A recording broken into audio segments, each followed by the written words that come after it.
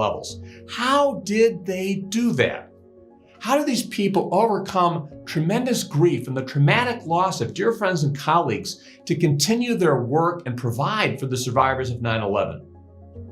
First and foremost, they had a compelling purpose. And that purpose drove their resilience, their confidence, and their determination. All of us have within ourselves the ability to overcome the challenges we face. We have the strength inside of us. The question is, how do we draw on that? So when we think about resilience, resilience is our ability to bounce back from adversity, the ability to cope and to recover and to learn. And all of us can do that at different levels, but resilience is something that we can learn to become better and more effective at. If we look at this chart, there are 4 different ways that we can respond to adverse situations. The top line is chronic dysfunction. Something traumatic happens, something adverse happens, and a person is unable to respond or to work effectively. From the left, the second line, it starts to go up, but then over time there's recovery. So there's difficulty in the beginning, but recovery over time. The third line from the left is the opposite. It starts lower, but over time things get worse and the person has a harder and harder time coping. And the bottom line, that's where we want to be. The line that is able to handle and to cope with adverse situations and to move forward in a positive way. And what we know is that the core to resilience, there are 2 things. It's positivity and confidence. When we have a positive mindset, we expect better results and we often will get better results.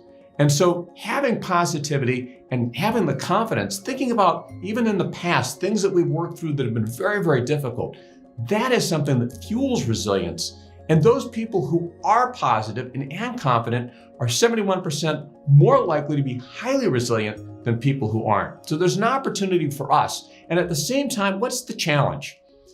Dale Carnegie once said that the greatest lesson he ever learned really went to his thoughts. It goes to how we think and how we assess situations. So when we're faced with adversity, the question is, how do we see it?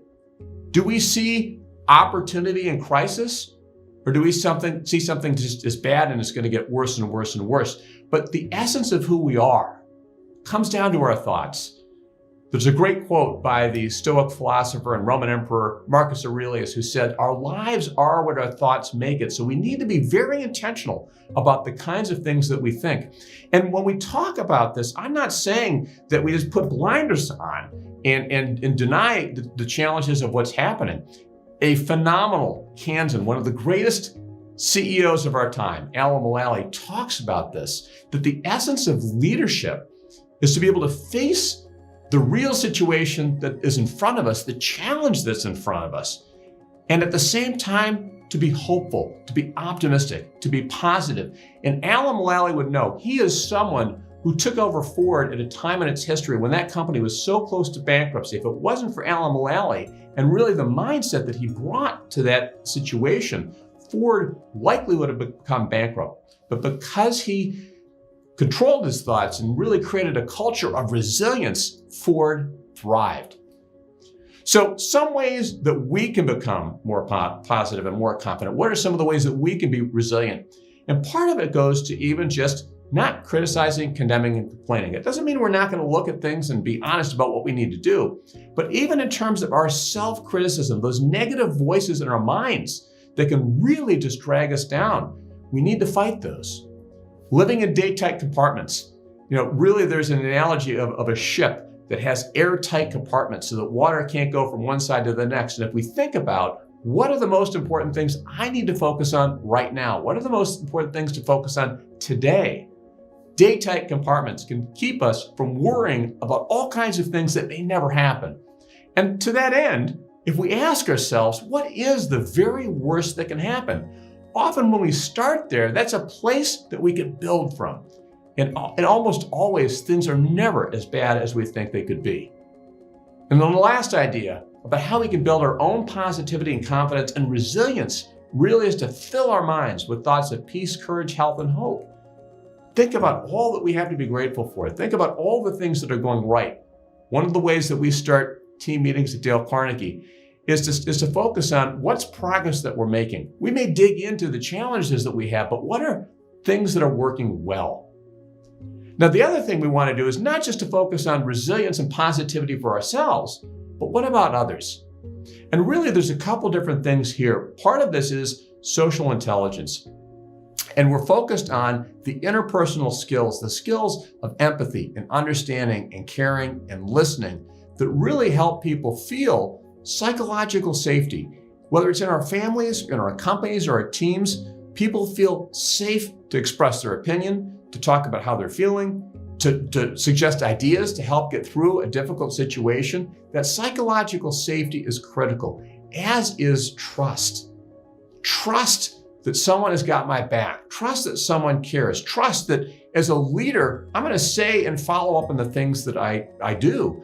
I'm believable and credible. And that's what we all need to do. We need to be people of integrity. Being people of integrity, being people who are reliable, will help other people feel that psychological safety and trust so that they can then be secure and resilient and willing to take chances. And that we know that when people feel valued, when they feel connected, they're 77% more likely to be highly resilient. And this is from Dale Carnegie research. So we know that there are things that we can do as leaders, as family members, as friends, to help other people feel resilient. What are some of those things? I mean, first of all, even just becoming genuinely interested in other people. Taking the time to ask how someone's doing, to listen, to understand what they're concerned about. We talk about empathy and really just trying to be sensitive to where people are, to value and appreciate people, to try honestly to see things from their point of view. Think about people that we work with, people who may be struggling, people who may be dealing with the loss of someone or of a fear that they have. How do we really help them feel safe talking about that? Praising the slightest improvement and praising every improvement. Again, there are a lot of things that are going really well. Let's make sure that we're focused on those things. And then also giving the other person a fine reputation to live up to. I think about even my kids. It's often saying, I know, Johnny, you can do this. You've done, and give them some examples. You've done it 3 times before. You've been able to do this. You can do this. To recognize the people at work that we work with the same way, to give them that reputation that they are smart and capable and strong and confident, and we're going to get through this situation together.